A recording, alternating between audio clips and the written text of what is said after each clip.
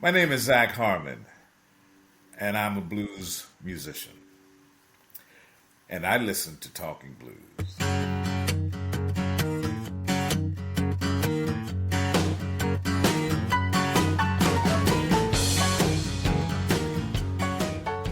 So, how are you? I'm doing well, man.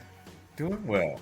Where are you located at this moment? I am now living in Mansfield, Texas. And why in Mansfield, Texas? If you don't mind me asking. Well, after spending 26 years in LA, I finally had enough. I was a I was a victim of the 405. I finally had enough of the 405. So I was doing more touring than studio work, and so I wanted to live somewhere, I was working a lot in Europe, so I wanted to move to the country, I wanted to move back to something that was like when I grew up. And, but I also wanted to be close to an international airport so I could catch one flight and fly to Europe. And so, after a lot of thought and so forth, we decided to move to Texas because DFW was international. You could catch one flight and go all over the world at DFW, and and it was where we ended up moving was just country enough to make me feel like I was at home. I could leave my door open. So tell me about growing up in Mississippi. You were born in Jackson, Mississippi? Yes, I was. I was born in Jackson, raised in Jackson.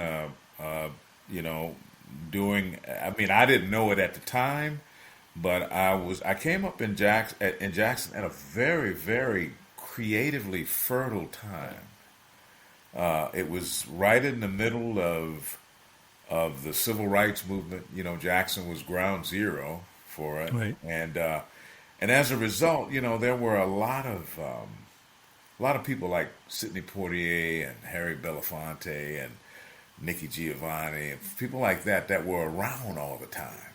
They just seemed to be around all the time, and because I lived, I grew up about three or four houses from Medgar Evers.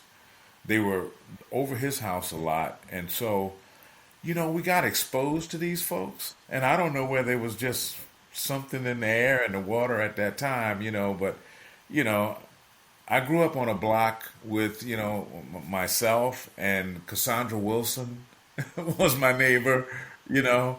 I mean, it was just very creative, Margaret Walker Alexander, who wrote the book Jubilee, she was a neighbor, and also back during those days in the early '70s, Alice Walker was a neighbor. Wow. You must have lived in a very interesting neighborhood because you It, had it, like jazz musicians coming by and yeah, your neighbor yeah. I had a mean, it really was. When I look back on it now, I'm saying, man, I can't believe all these people I was surrounded by. It definitely had to have some kind of influence on me. and your parents are musical. Yes, yes, yes. My mother played piano, and my father was a harp player. But you didn't pursue music as a career. You became a pharmacist, if I'm not mistaken. Yes, my father. I mean, his whole thing with music was, he told me he grew up in the Mississippi Delta. Basically, the son of sharecroppers. And so he told me that when he came up, everybody did two things. They played baseball and they played harmonica. He called it a harp, and because it was cheap, and so every he said everybody could play, you know, and so that was his thing. How did music come into your life? I mean, I know that they were musical, but is that the direct way that music was in your life? Oh yeah, man. Because I mean, there was music. I mean, my family's musical. My sister is an incredible musician, And like I said, there was music around my house all the time. And next door to me was a music educator named Doris Green, who was very she was good friends with Duke Ellington and Count Basie and folks like that. And so when those people would come through, they were her guests. They would always come and see her, you know. And she ended up moving. I guess I was probably about maybe 10 or 11 when she moved. She moved to San Francisco. And then Bill Ferris moved in. And Bill Ferris, he's also a blues, an educator. He started what is it, the Southern,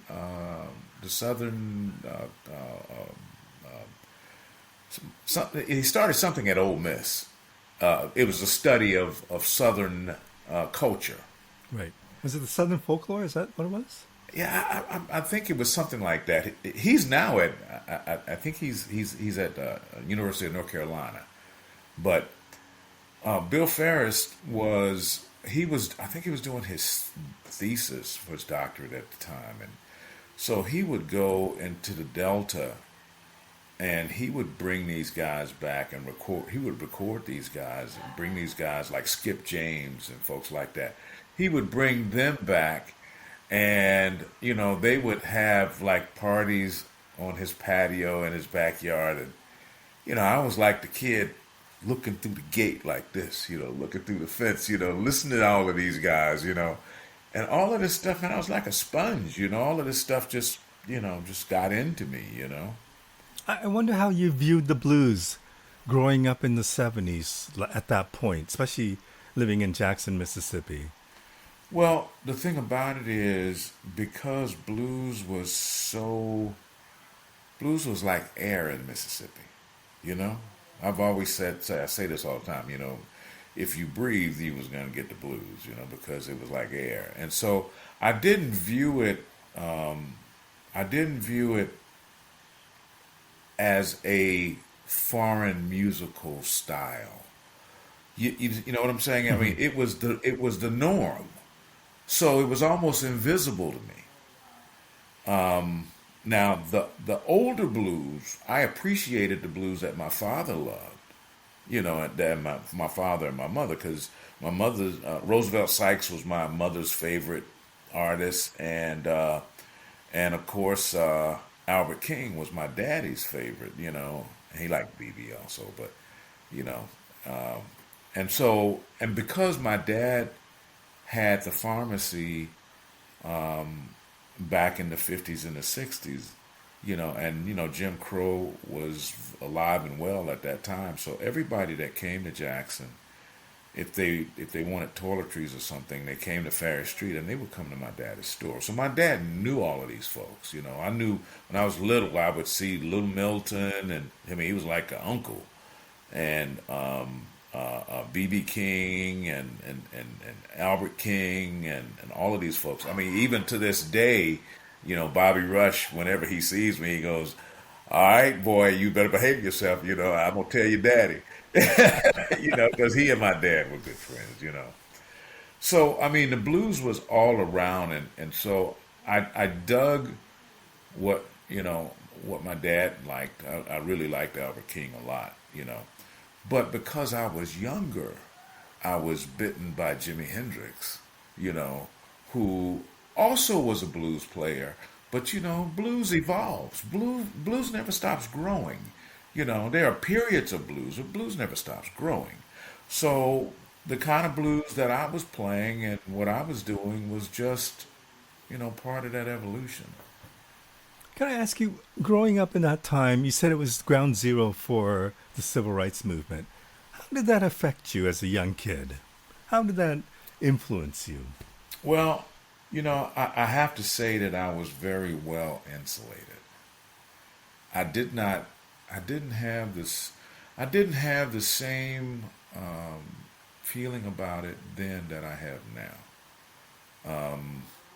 I was so insulated. Medgar Evers was just my friend Daryl's father to me. He wasn't a civil rights leader. You Right. know, as a matter of fact, there's a book out now. I think it's New York Times bestseller list. That is, it's a love story written about Medgar Evers and his wife, and it mentions us. And it actually mentions me my name in there, and it talks about the Guine Street kids, and so we were so insulated.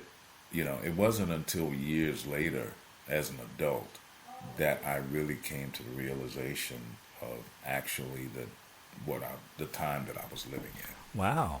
Do you remember the moment where you just thought, "Well, this is an eye-opening situation"? Like, I'll tell you when it happened. There was a movie that was done back in the '80s, and it was about Medgar Evers. It may have been Mississippi Burning or one of right. those movies.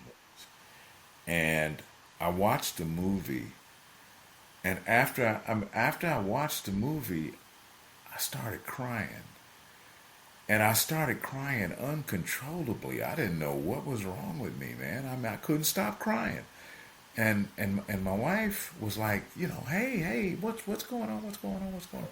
And I didn't know. I couldn't help myself. But what I realized was, Michael, we we were traumatized as little kids. We were traumatized. And it was all built up inside of me. And when I saw that movie, and I recognized so many things in that movie, it just, all that emotion just started coming out of me at one time. And so I had a conversation after that with my best friend who lived on the other side of the Evers, and we had a conversation, and he was like the same way, and it was funny because we had not spoken about that night. Oh my God, this was probably about 1983 or 84, and we had not spoken about that in all those years. We had never said anything to each other about that night. Wow.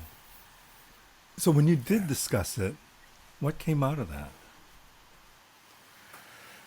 Well, just the realization that as kids we were traumatized. Um, you know, we lost.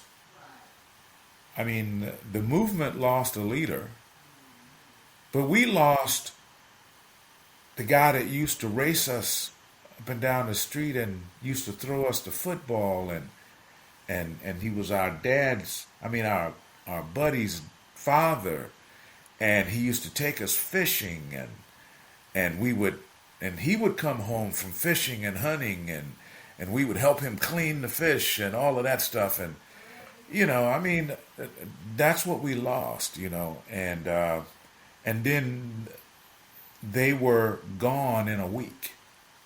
It happened, and then they were gone.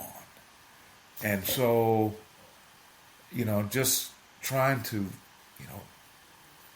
I don't know, trying to focus in on all of that stuff. It was very difficult at that time. So we talked a little bit about Mel Brown, who also comes from Jackson, Mississippi. Yeah, And I remember him telling me that when he was down in Mississippi, he knew where he stood. He understood the rules. It was when he went north yeah, that he didn't really understand, like things were different. That there was yeah, racism, but it was kind of hidden. And he found that almost yeah, more yeah, alarming. yeah, yeah. And I'm going to agree with him totally. Because in Mississippi, you always knew where you stood. If someone liked you, they liked you, and they, no matter how it went. And I'm not talking racially, because across the board, if someone liked you, they liked you, and you always knew it. And if they didn't like you, you knew that too, because they didn't make any bones about it. I got to tell you, growing up during that time and during that civil rights movement, and we had a lot of what we called civil rights workers. Right. That's what we called them, and they were students from all over the country that came to Mississippi to push this movement forward. And many of them, I thought they were white, but in actuality, they were Jewish. And I didn't know the difference at that time. But my dad would tell me, one of my dad's really good friends was an attorney by the name of Mel Leventhal, who was actually married to Alice Walker at that time. And he was Jewish. And so when I was growing up, I thought that all Jewish folks were angels. And this is real talk. Mm-hmm. Thought all Jewish folks were angels. And it wasn't until I moved to LA that I realized that they're just regular people too. Okay, so before you moved to LA, was guitar your first instrument? Actually, no. My first instrument was organ. Organ was my first instrument, and my second instrument was violin. And my third instrument was guitar. Okay, so did the organ and the violin come to you because of school, or how did you get a? The organ came because my mom had an organ in the house, and so I would always, get up on it and play with it. I was little. I was about 5. I mean, we're talking a 4 or 5 year old, and I would get up and I would play it, and I would play certain tones, and it would resonate with me, and so I started playing it, and so my mom, because my mom played piano, and we had a piano there too, playing piano was kind of natural for me because I was just around it. So I never took any piano lessons or anything like that. And so, but my mom wanted to, she wanted me to be cultured, so at age, what was it? I think I was either between 6 and 8, I started playing violin. And so I played violin for about 3 or 4 years. But at the same time I was playing violin, I was taking formal violin lessons. I was also sneaking in my sister's room and playing her guitar. And so when she finally caught me, all hell broke loose in our house. And so my mom had to go and buy me a guitar because I couldn't play my sister's guitar anymore. And so I eventually just started playing more and more guitar because I found that girls kind of they thought I was something if I was playing a guitar rather than playing a violin.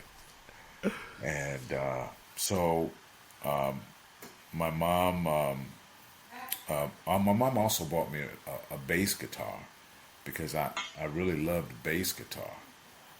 And so those were all instruments that I learned to play. I also learned to play, drums because I started playing professionally really young. Like I was like maybe 16. I was playing in clubs, and I was always kind of big for my age. I looked older. But I would go to rehearsal with these older guys. I was playing with guys in their 20s. And we're talking blues? Is that basically what you're playing? Yeah, blues, yeah. And I would go to rehearsal, and those guys, they were older guys, so they had other things going on in their lives, so they were never on time. So I would end up sitting in a rehearsal room by myself, waiting on these older guys. And so while I would sit, I would play everybody's instruments. Okay, as that 16-year-old, are you thinking that you're going to grow up to become a musician? I I never really put it all together like that. There were some things that happened to me in my life that kind of made me a little bit more serious.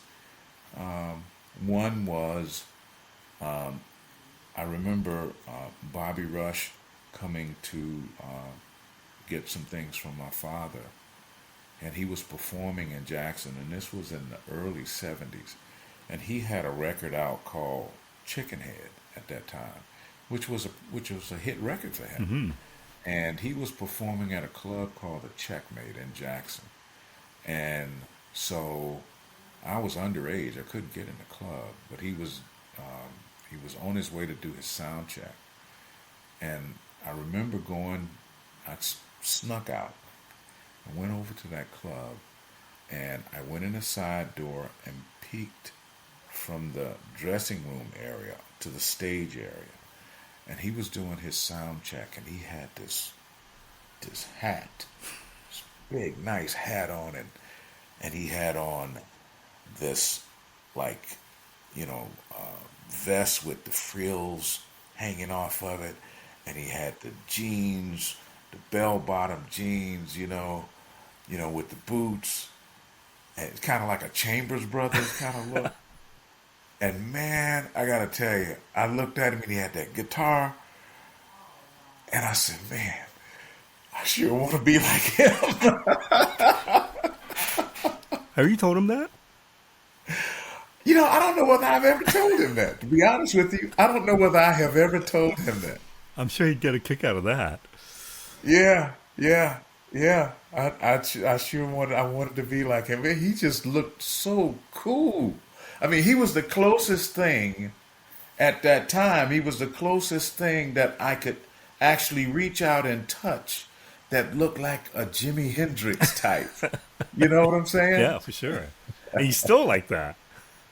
Yeah, yeah. Oh yeah. Oh yeah. So the other person that we talked about was Mel Brown. Yeah. Mel Brown was a local guitar hero. And all of the guys, those older guys that I played with, he was their contemporaries. And so he was the guy that they would talk about that, was on the road, playing with this person. And I remember when John Lee Hooker's double album came out, Endless Boogie. The big thing was, hey, this Mel Brown on here, man. It's Mel Brown. He's playing organ and he's playing guitar. And man, I just related to him so much, and I finally got a chance to meet him. I was still a teenager when I met him, and he was just so cool, and he was so nice. He was so he just embraced me. And he was obviously way better than me. Okay, he was way better than me, and but I was so hungry to be good, to be as good as him. We used to play. There was a club there was an area in Jackson called the Strip. If you talk to anybody from Jackson and you talk 60s and 70s, they will tell you about the Strip. Okay, and the Strip had all these clubs, and at that time it was part of the county, Hines County. It was right outside of Jackson. It wasn't incorporated at that time, and so that was the area for the moonshine, the moonshine, and all the juke joints and all of that stuff. And I used to play what was called Blue Monday at a club called Dorsey's on the Strip. And when Mel would come to town, he would drive up. He had a big white Cadillac. It was probably one of the biggest Cadillacs you could get. It was white with white interior. And man, when we would see Mel pull up, it was like, man, Mel Brown is here. And when Mel would walk into the club, and he and I would make eye contact, I would have that guitar off so fast. Saying, Mel, come play, man, come play. I want to come play, show me something, show me something. And he would always do it, man, and he would always take time to talk to me afterwards and so forth, you know. And oh, he was just, you know, he was a hero, man. He was a hero. I remember going to see him play one time with Bobby Bland and watching him play organ with one hand and guitar with the other hand. That's right. Did he ever tell you that he did that? No. Yeah, yeah, yeah, Wow. yeah. Jump forward a few years, you go to LA to become, I presume, was it to go and become a session musician, or were you going to be a musician and you got into session work? No, listen, that's just fate, man. I got to tell you, that's just fate because, you know, I had a deal with my parents, you know, because back in those days, it was, you know, I mean, you know, my mother and father were the first ones in their family to go to college, you know. My father grew up, like I say, with sharecroppers in the Mississippi Delta, Yazoo City, Mississippi. And so they were all about education first. And so, but they made a deal with me early on because they realized that I was musically talented. And so they made a deal with me early on. They just said, if you get good grades, we'll buy you guitars or whatever you want. You know, you can stay at home, you can play in the bands, you can do all of that stuff, but you gotta get good grades and you gotta stay in school. And by the time I got to the college level, you know, and I started actually getting bigger gigs and I started touring, like with Dorothy Moore and Little Milton, you know. And so the thing about it is, they allowed me to take semesters off as long as I would agree to come back to school and finish school. So when I finally finished school, when I finally graduated from college, my dad came to me and said, okay, son, it's time to make a decision. Okay? Now you got to tell me what you're going to do with your life. And so, you know, and I was kind of flippant about it, you know, because I really didn't know. What did you go to school for? Accounting. I'm an accountant. Oh, okay. Okay. Yeah. And so I hadn't made up my mind what I was going to do. I was just having fun, man. You know, I was touring. I was playing guitar.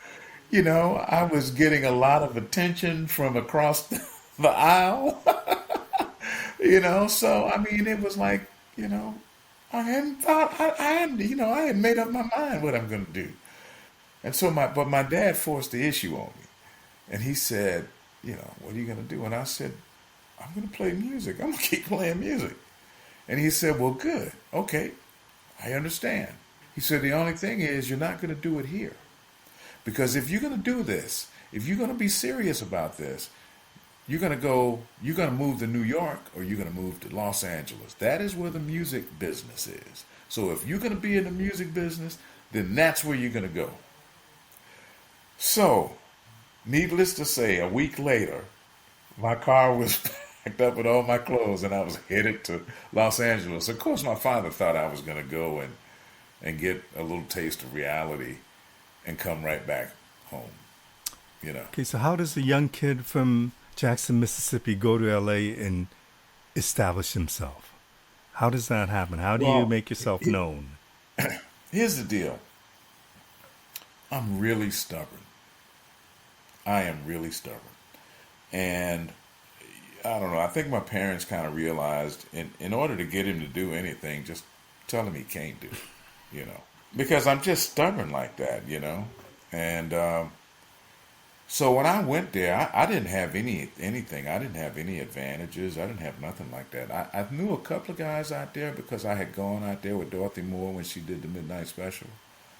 But I didn't really know anybody out there. And so when I went there, man, I hit ground zero, man. I mean, I had to start from scratch. But I had a drive because I was not at home. Marco, I was not at home. I always felt like I'm this far from being on the street. You know, I slept in my car, you know, when I first went out there. And you know, I always felt. I remember the first 3 weeks I was there.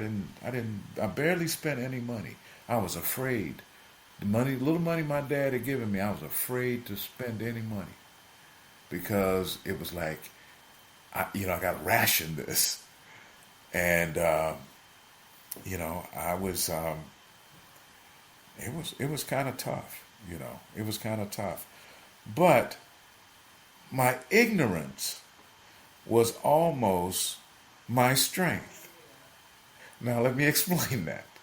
One thing that being around Mel and those guys back south, I had been around guys that could play. So my playing was actually up to par. My playing was really good. But my playing was different than the guys in LA. The guys in LA were mostly jazz rooted, and I was blues and gospel rooted. So my feel was different than their feel. Now, I'm not saying I was better than them, but it's just that the way I approached playing a particular pattern was different than the way they would play it because my feel was different. But was the goal like I don't know if you had a plan, but let's say you're in LA and you're thinking, okay, I'm gonna become a musician. What is that plan? Is it to join a band? Is it to do studio work? Yes, that now, okay. My first order of business was I had to get a gig because that was the only way I was going to meet other musicians. So I got a gig after the first month there. I got a gig at a club called Rubens Casbah on the corner of Crenshaw and Coliseum. No, not Coliseum. Olympic, I believe. One of those streets up there. It was called Rubens Casbah. And back in those days, they had house bands. And the house band would play from Wednesday through Sunday. And, we were making like, I don't know, maybe about $25 a night. But it was steady. And the thing about being new, when you come to a city like that, is people will, if you're good, they will hire you. And the reason that they will hire you is because they know that you don't know what the going rates are. So they can always get you cheaper. Right. And that was most definitely what happened with me because I didn't know anything about union scale and all of that kind of stuff. I had no idea. And so I remember, I was good. And back in those days, they had like all the writers and producers. You didn't have Pro Tools and all that kind of stuff back then. So that home studio thing was rare. Right. Okay. So back then, the writers and the producers would they would get all their songs together. They would write their songs, and when they had enough songs, they would hire a rhythm section, block out time in the studio, and they would go in and record all their songs so that they could have those songs to present to the record companies. So, I would get hired in those rhythm sections. And because I was good, but I did not know about charging, I would work all day, man, for $30, because I didn't know any better. That was okay to me, They asked me, what are you going to charge? They give me $30, and I record 10 songs. But what it did do for me was, and that was the ignorance part of it, but what it did do for me was it put me around a lot of really talented producers and writers. And because, once again, I tell you, I was not at home, man, if they needed coffee or they needed anything I could do to hang around after the session was over, I would do it. And I would sit there like a sponge and listen to everything they said, and ask them questions. How do you do this? How do you do this? Well, and then also when I would do my little songs, I had songs on a cassette. It was just me playing the guitar and singing, and I would let them hear my songs, and they would critique them, and they would say, "Oh, I think you need to do this, or you need to be a little stronger here," you know. And so that really helped me. It helped me grow up, and it helped me become a better player. So after about 3 years, I think, I finally got a break, and it was with a group called the Band AKA, and I recorded two albums with them. They didn't have CDs. I recorded two albums with them. One was number one in Great Britain, and that was like my big claim to fame. Then I was playing on a number one record, Wow. and and then after them, I got another break with a group called the Whispers, and they recorded one of my songs, but they let me produce it. I had never produced before, and I was really afraid to produce. I was afraid because they were like idols of mine, and here I am producing them, but they gave me that opportunity, and their record went platinum. And after their record went platinum, man, my phone was ringing off the hook, and one of the calls that I got was from a guy named Dale Kawashima. And Dale was the president of ATV Music, which was Michael Jackson's company. And so Dale signed me to Michael's company, and so then I was under the Michael Jackson umbrella. And This is as a songwriter. this is as a songwriter producer. And so after that, I probably had work for 10 years, I did a lot of big records, and was involved in a lot of big records, either as a writer, as a producer, or as a guitar player. Obviously, that kept you busy, but in the back of your mind, you were thinking, I want to do my own music? Oh, of course, of course. I mean, that was always the goal. Okay, but you have to understand when you start making money and the money keeps coming, some things just get pushed further and further back. And so, but also there was another thing because I tried to, right after the Whispers, I did the Whispers record. I tried to parlay that into my own thing and kind of go back to my dream of being the next Albert King. And so there was a guy by the name of Ray Harris, who at that time was the president of Solar Records. And Ray took a liking to me. And he told me, he said, "Man, why are you why are you trying to be an artist, man? You know, your career is taking off as a producer, man. Yeah, that's where your money is. So why are you still trying to be an artist?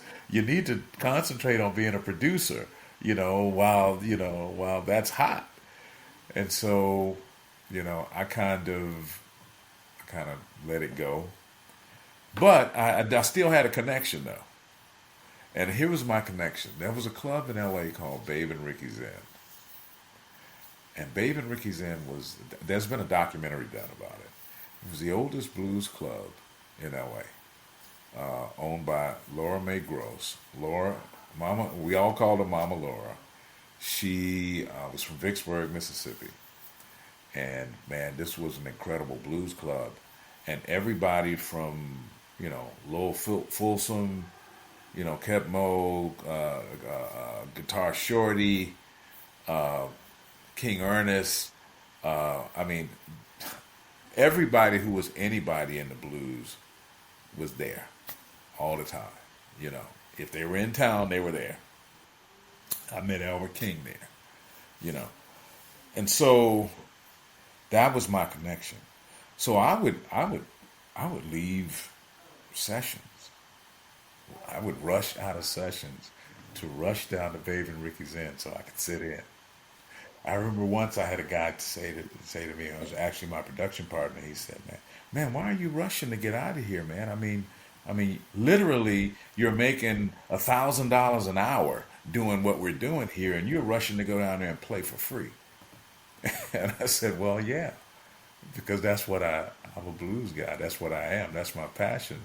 So yeah, y'all got to pay me to play this stuff. But if I'm going down here to play the blues, I'm playing. You don't have to pay me because it's for me."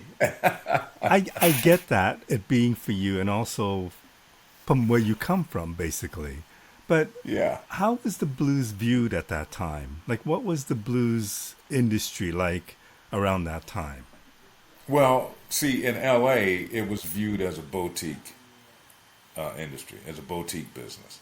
So people, you had the big companies, Warner Brothers, Universal, Sony, Virgin. You had all these really A&M. You had all these large companies that dominated everything out there, and anything that didn't measure up to that, wasn't worth the time or investment from their standpoint. But I wonder if you're making decent money being a producer and having success being a producer, does the idea that the blues making money in blues is difficult, does that deter you in any way? Or do you think of it No, that way? no, because at the end of the day, you kind of have to be happy, you know. And one thing about getting older, you know, when getting older introduces you to yourself, you know, and there are things that just become more and more pronounced. And the joy that I would get playing, just sitting there down at Babe and Ricky's, you know, I mean, it took me back to Mississippi, and at a time when I was very happy playing music. I mean, making money's great, you know, and I made a lot of money. I have a wall here in my house full of gold and platinum records, and that's nice. I like that. But I also have let's see, I also have these, Nice. you A know, Blues Music and Award. that's right. And so these actually mean more to me, you know, because that's who I am, you know. I wonder what made you a good producer? Listening, because I listen. Um, I don't I don't I don't force myself on people as a producer. I never forced myself on people. I always listened to what they had to say. I was truly the potter. I was a potter, and that person became the clay. And I would whatever that clay offered that was really great. It was just my job to shape it, you know, and that's what I did. How much touring were you doing? Much touring at all, other than going to the clubs in LA to play blues? No, man. The only thing I was when I was in L.A. The only thing I was when I left L.A. It was for production. So I would go and spend time in Miami, recording, artists down there. When I went down there and worked with Arrested Development, those folks down there, I was recording in Miami. I would go and record in New York. I would spend, maybe 2 or 3 months up there. I did a couple of albums with Freddie Jackson up there And of course, I would record in Minneapolis with Jimmy Jam and Terry Lewis, at their flight time facility, you know. Um, so that was the only time that I left LA. So, was there a moment, an incident, or a thing that happened that made you decide, okay, I'm going to go for this now. I'm going to go and be a blues musician? Oh yeah, yeah, I can tell you exactly what happened. Around 1997, um, the bottom fell out of the music business, you know, and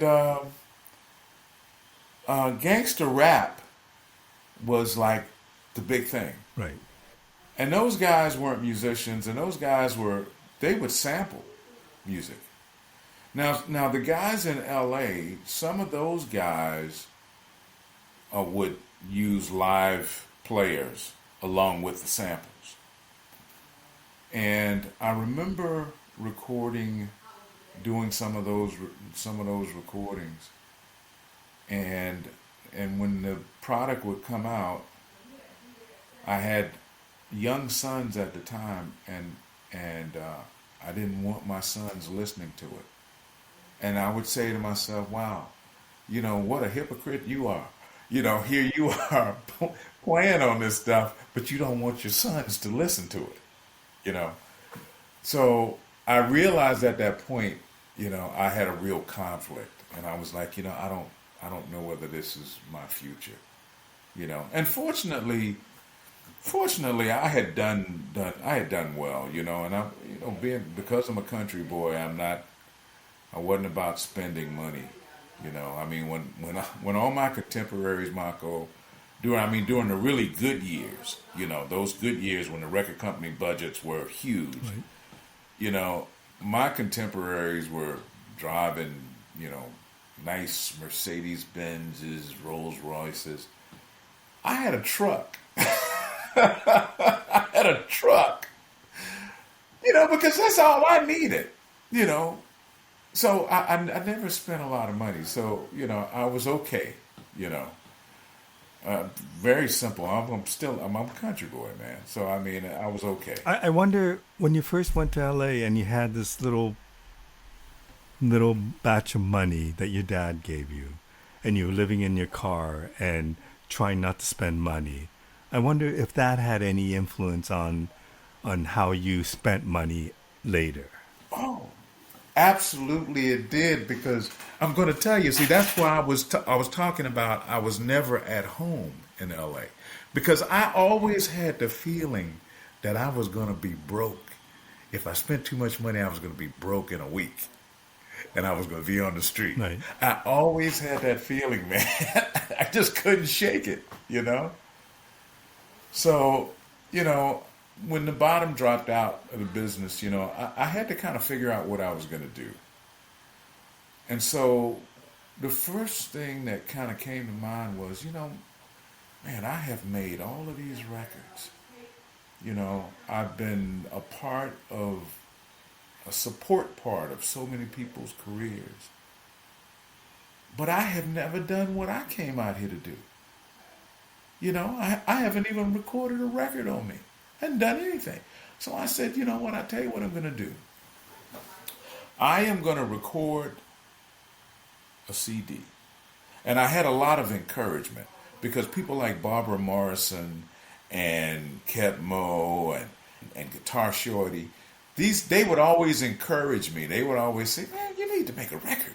You need to make a record, And so I finally decided that I was going to do it, but I was trying to figure out how to do it, because the reason I'm saying that is because everybody in LA and all my contemporaries in the music business at that time knew me as a writer, producer. They didn't know anything about the blues stuff, and most of them didn't know I was from Mississippi. And so I was like, man, how am I going to get people to take me seriously? So what I decided to do was go into Babe and Ricky's Inn, take a recording system in there, and record a live CD, no overdubs. What it was is what it was. And I was going to make a record and I was going to put it out. And that was to show that what I was doing was real. Because everybody knew that I knew my way around the studio well enough to fake anything. so, and that's what I did, you know. But how much live playing were you doing at that point? I had actually at that point started playing with Bill Clark and the Mighty Balls of Fire at Babe and Ricky's Inn, and I also started playing with Deacon Jones at Babe and Ricky's Inn. And I played with a third group. I was playing with another group called Bon Musique Zydeco, which was a group from Eunice, Louisiana, who did nothing but Zydeco music. And so I was playing a lot then. I was playing a lot.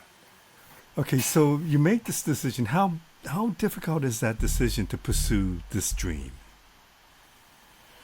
Well, at that time it really wasn't that difficult because I wasn't like hurting. You know what I'm saying?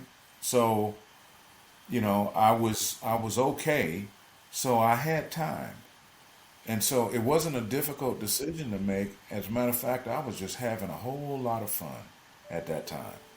And like I say, it was just fate that it would happen that way because right after I did that, there was a young lady that Ket Mo was married to at the time. Her name was Georgina Graper. And Georgina was the president of the Los Angeles Blues Society. And so she would always hear me playing down at Babe and Ricky's Inn. And she would always be on me about, we're going to have this contest, the IVC. And I sure wish you would get in it. I wish you would get in it. And, I was really saying to myself, man, I don't need to get in the contest playing for blues. I mean, come on, man. You know what I'm saying? I mean, why would I do that? And so she said, well, first, the winner gets to go to Memphis and compete nationally. And the first thing that hit me was, if I can go to Memphis, that means that my family can come up from Mississippi and my family that's in Memphis and so forth, they can all come hear me play. So that was my motivating factor. So I said, okay, I'll do it. And I did it, and I won locally. Okay, I won locally. So I got to go to Memphis. And Michael, I never, ever considered winning nationally. It never crossed my mind. It was only to go down there and perform, and my parents and all my cousins and everybody could get to come and see me because they hadn't seen me play in years and years and years and years. How confident were you at that point as an artist and as a performer? I was very, very confident as a performer. Yeah, I mean that's the one gift that God gave me. So that was fine. I mean, I was more comfortable performing than I was having a conversation with someone or meeting people. And where does that comfort in performing come from? That's God given. That's God given. God gives everybody something. Some people, like people that are great salespeople, they have that gift of gab where they can sit and talk to you and just draw you in. Well, I could sit and talk to you and probably not draw you in. And I also, at a party would be standing in the corner all night. But put a guitar on me, put me behind a mic on stage, and all of a sudden I turn into another person. And that's a God-given thing. And then things happen very quickly after that. I think I might have met you not too long after that. Right. That's right. And so you were playing in festivals and blues cruises and things were happening. Yeah. Yeah, and one another funny thing was, I just kept playing. At the IBC, we kept winning, kept playing, and and I thought that was great. That was great because that just meant that I could play for my family one more time. So we made the finals, and after we did our thing in the finals, I packed my stuff up and I was going home. I was leaving. And, one of the guys in my band, Dennis Jones, at that time, was like, man, you better not leave. You got to stay here because we won this thing. And I'm like, man, please, I'm gone. He was like, man, look, just please stay. Stay till the end. And I stayed and we ended up winning. I couldn't believe it. I mean, I I still can't believe it. I mean, but we did, you know. Which is, it must be gratifying. I mean, having this dream to go to LA and hopefully become a blues musician, and many, many years later, realizing that dream in a different form. Yeah, I've been blessed, man. I have truly been blessed. And, because that, as an artist, that's just part of who I am. And being able to express that side of my artistry has just been wonderful. And also, it's taken me all over the world. And to be able to perform to people all over the world and have those folks that you play for really appreciate what you're doing. I played for about 10,000 folks at the Great Pyramids in Egypt, and probably 75% of them couldn't understand a word I was saying, but they were just going crazy. They were feeling it. And I've done the same thing in India, Eastern Europe, Western Europe, Northern Europe, and so and also down in the Caribbean, and so yeah, I'm blessed, and if God took me tomorrow, I wouldn't, I don't want to necessarily leave, but I wouldn't be disappointed because I've done I've done my thing, man. I've had fun. What's been the biggest surprise on this journey? Oh, probably one of the biggest surprises was the way that different cultures receive this music. Um, I remember the very first time I played in France. And there was a guy by the name of Didier Tricard, who was really the big blues promoter in France. And he took a liking to me early on. He saw me at the IBCs and took a liking to me. And so he started bringing me to Europe. And so I'm really accustomed to playing for an American audience at that time. And so I'm playing now for a French audience. And I remember playing my first song and just putting my heart and soul into it because I'm here, I'm in Europe, I'm doing my thing, I'm in the place where Luther Allison was, and I'm doing my thing, man. And I finished the song and the audience just looks at me.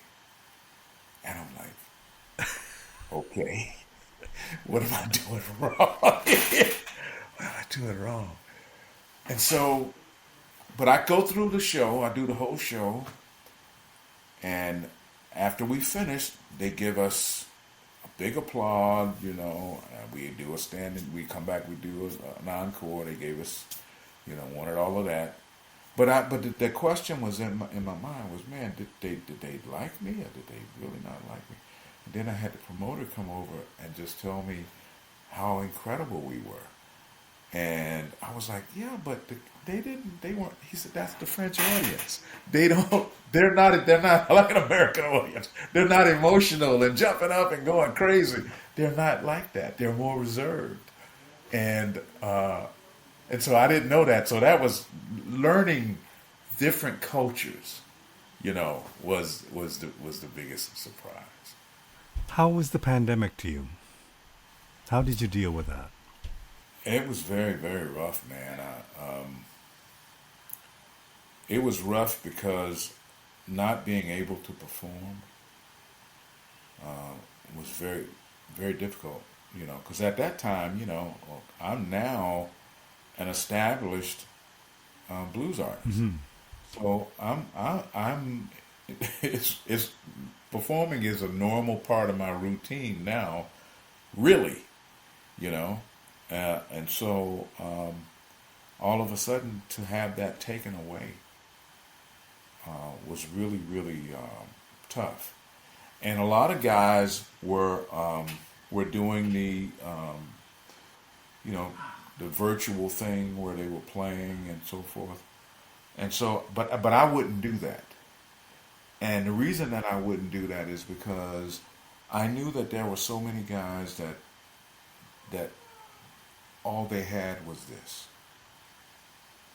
and I didn't want to take away from from what they were doing because I didn't need it like they did needed it, and I just I lost during that time. I lost someone who was very close to me who was basically doing the virtual thing, and I remember how much it broke his heart, and I think it contributed to us losing him, and that was Lucky Peterson, and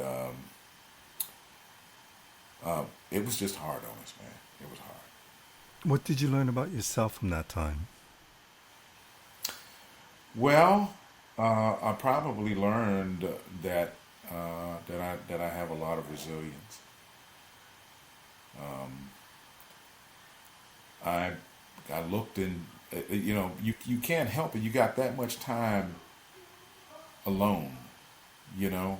You cannot help but um, do a lot of soul searching. I did a lot of soul searching. I watched a lot of reruns, because television production had gone back to, they were playing a lot of reruns. I think I probably watched the Beverly Hillbillies. I watched all the Fathers Knows Best. You went way back. I went way back, man. But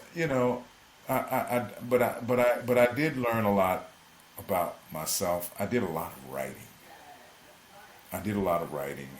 And Is that the writing that's coming out in your new album? a lot. Yes, a lot of those songs are on this new So record. tell me about the new That's right. record. Well, I work with Cat Food Records, and the president of Cat Food Records is Bob Trenchard, and Bob is also a musician. And this is my third record with Cat Food, and my first two records was done with Bob and his rhythm section called The Rays. And I won the Blues Music Award for the second one. And I really, really, really love working with Bob Trenchard. Unlike a lot of folks, Bob is so much into the music, and he's really into the artistic side of it, not so much the commercial side of it. So he's more interested in how I feel. What am I saying? Is my music is somebody gonna hear my music and it gonna touch them in such a way that it does something for them in their life? Is it gonna meet them somewhere where they are?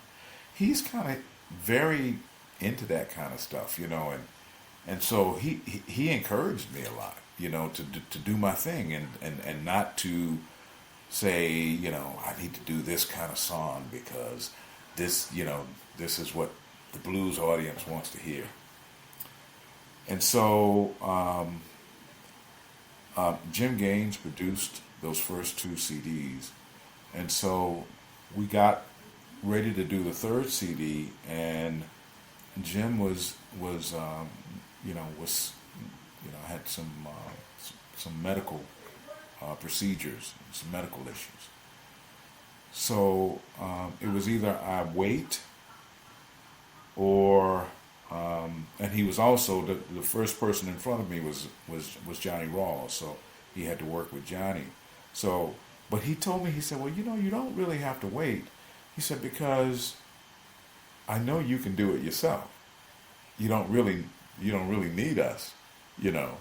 So if you want to go ahead and do the record yourself, go ahead and do it. And so I decided to do that. And I went to LA and recorded the record right back in that same territory I was in that same environment I was in with Dave and Ricky's. And I probably called in every favor that I had from all these A-list players, from over the years, And I gotta tell you, man, it's an incredible record. I would imagine if you've been a producer before, then and it's your music, that it would be easy to produce yourself. But I don't know if that's necessarily true, because I think having an outside voice is always a good thing. Well, let me tell you something. There are some people that are special and that are gifted and that can produce themselves, play all the instruments, sing all the parts. There are some people like that. Prince was one of them. Mm. Stevie Wonder was one of them. But God didn't put that much talent in me. So I know where I am, okay? And so even though I know that I'm good at producing the next person, I also know that I'm not good producing me, not by myself. You see, because if I'm producing me by myself, I'm either going to never get anything done because nothing's ever going to be good enough, or the things that I get done are not going to be good enough because I was too lenient. So I have to have that outside voice. And I got that with my production partner, Christopher Troy. He's an incredible artist, player, and producer. And also B.R. Malone, who is just an incredible guitar player and also producer. So I worked with those two guys, and man, it was incredible, And I interjected when I needed to interject, but it wasn't that often because they both know me so well, and they're both so talented, that it was like, iron sharpening iron, man. That was great. What's the album called, and when's it coming out? The album's called Florida's Boy. Florida is my mother. And so this is, I'm actually honoring her with this record. She passed a few years ago, and I'm honoring her with this record. I actually had another working title that I was using, and it was called Modern Blues Man.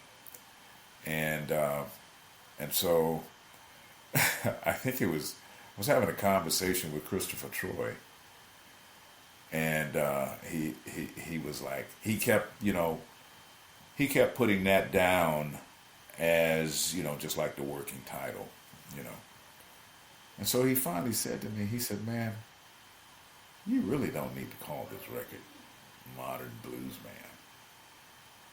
And I said, well, why? He said, because, for what? He said, everybody knows you're a modern blues man. It's you're a blues man, and it's now. Everybody knows that. So you ain't telling them nothing, you know? He said that is so sterile and so cliche-ish, you know? So why would you do that? He said you need to reach a little deeper. Say you need to entitle this something that truly, truly means something to you and that people will resonate with, that they can actually feel. And I thought about it and thought about it, and I finally said, "Oh, okay, I know what I'm going to call it then, because I'm Florida's boy." You know, when people would come and see me way back when I was doing music recitals and that kind of stuff, and people would say, "Well, who's he?" And folks would say, "Oh, that's Florida's boy." You know, so I hope you're playing violin on this album. no, I didn't play any violin. I don't think a violin in my hand would be very pleasing these days. Zach, thank you so much for doing this. Let me ask you one final question. You've been around for a while. You grew up in the mecca of blues. How do you see the blues today? This modern blues, or how do you see the world of blues today? Well, I think that I mean I'm encouraged. I'm very much encouraged by the young guys. Okay, Kingfish Ingram, you know, Mr. Sip ain't so young no more, but the young guys, and also the other young guys that you don't even know about. You know, I'm very encouraged by them.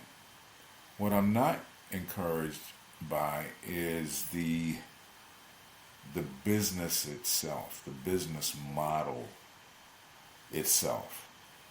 I think that we have far too much cronyism when it comes to the blues, and you have people that like a certain era of blues, and so they want everything to sound like that. And I think that is crippling the growth, the future growth of the blues. So I'm impressed with those guys, and so what I would like to see happen is I would like to see someone break the glass ceiling and and and once again make this music popular music again. You know, make this music. I mean, just like we have pop music here in America, and pop music just means popular music. Mm-hmm. And I just want somebody to break that glass ceiling and all of a sudden get out into an area where what they're doing is considered popular music, even though it's a derivative of blues. Right. That's what I want to see. Great. Zach, thank you so much for doing this. It's really nice catching up with you, and hopefully our paths will cross sometime in the near future. Well, thank you so much. I appreciate talking to you once again. It's been years, and I gotta say, man, my interview with you is still calm and relaxing. You know how to bring it out of folks, man. Well, thank you so much. All right. You take care. Okay. You too.